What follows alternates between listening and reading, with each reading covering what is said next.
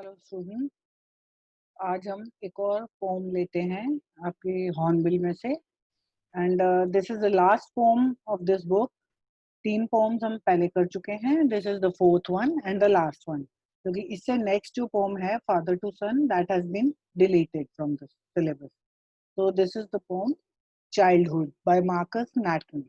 Here the poet is talking about the loss of his childhood, कि बचपन उसका चला गया है। Now he is an adolescent, वो टीनेज में आ चुका है, तो बचपन चला गया है और वो उसी के बारे में ही इज डीप थिंकिंग कि मेरा चाइल्डहुड कैसे पीछे छूट गया। He is missing his childhood actually.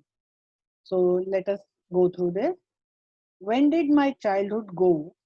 Was it the day I ceased to be 11? Was it the time I realized that hell and heaven could not be found in geography and therefore could not be? Was that the day? So, first stanza mein, the poet is asking a question: when did my childhood go? कि मेरा बचपन कब गया? When? अब कब के लिए he is talking about it in phases. He will talk about it in phases. First phase है when he is talking about his age, कि एज मैंने क्रॉस कर ली, कि मैंने 11 की एज क्रॉस कर ली। नाउ आई एम 12 और 13 मे बी। तो और एक एज के बाद द चाइल्ड रियलाइजेस कि हेल और हेवन, स्वर्ग और नरक, ये ज्योग्राफी में नहीं होते। That means they are not real. So ये वो स्टेज थी। क्या तब मेरा बचपन चला गया? नाउ ही इज वंडरिंग कि क्या एज के हिसाब से बचपन चला जाता है। नाउ सेकंड स्टैंजा देखते हैं हम।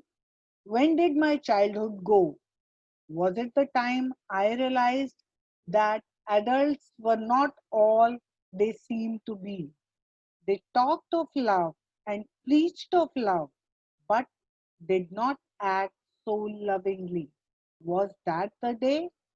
तो सेकंड स्टैंजा में अब वो एडल्ट्स के बिहेवियर को एनालाइज कर रहा है पोएट, कि एडल्ट्स का बिहेवियर जो है वो कहने के लिए कुछ और है, but actual behaviour is different. कि मेरा चाइल्डहुड शायद तब चला गया व्हेन आई रियलाइज्ड कि एडल्ट्स बात तो करते हैं प्यार से रहने की, ब्रदरहुड से रहने की, भाईचारे से रहने की, but they do not act so themselves, कि खुद वो वैसा बिहेव नहीं करते। So he is talking about the hypocrisy of adults. Hypocrisy होता है, you can say,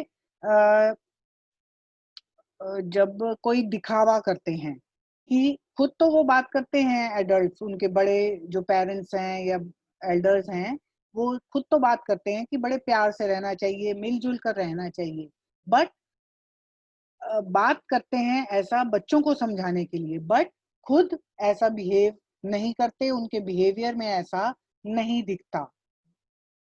Next stanza is, when did my childhood go?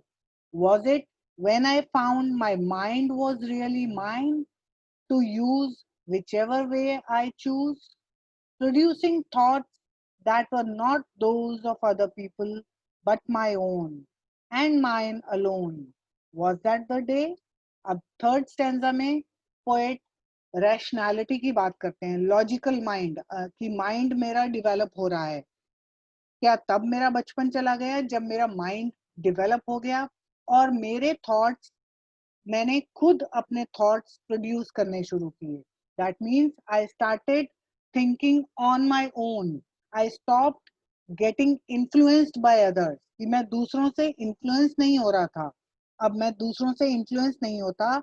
मैं कोई बात सुनता हूँ, उसको एनालाइज करता हूँ, उसको राइट एंड रॉन्ग जज करता हूँ, and only then I apply that.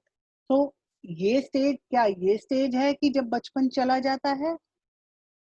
Last one is, where did my, where, now he is talking about where. Now there is a change.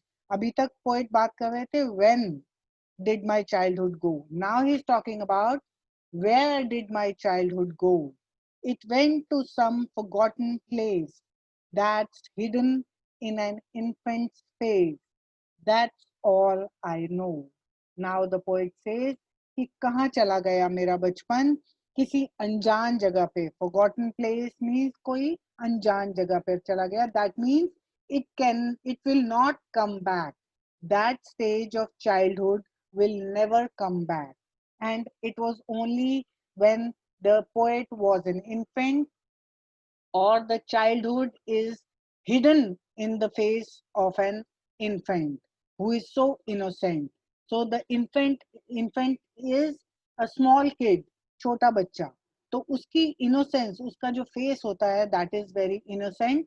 और childhood जो है वो उसी stage में होती है.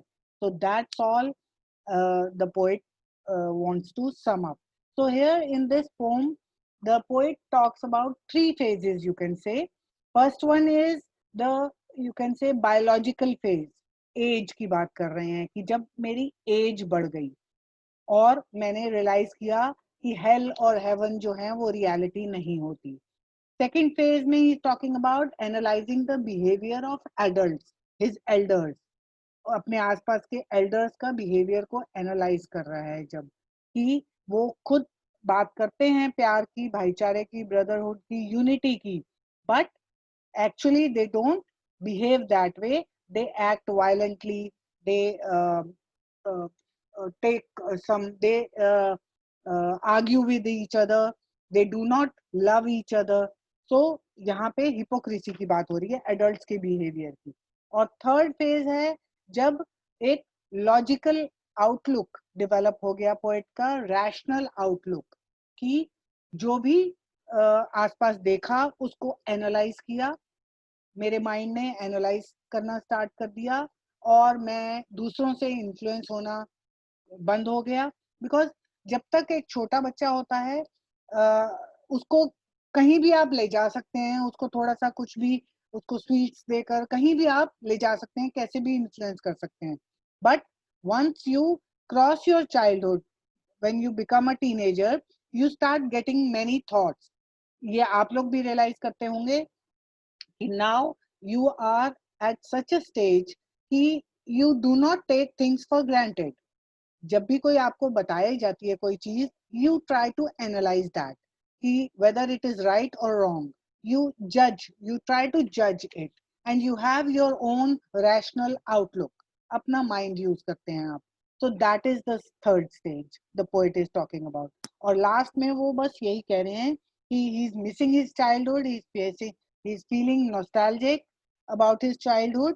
और वो कह रहे हैं कि ये कभी चाइल्डहुड उसका वो स्टेज है जो कभी भी किसी की वापस नहीं आती, और वो इन्फेंट के फेस में छुपा होता है चाइल्डहुड का innocence. That's all. So that is the last poem of Hornbill.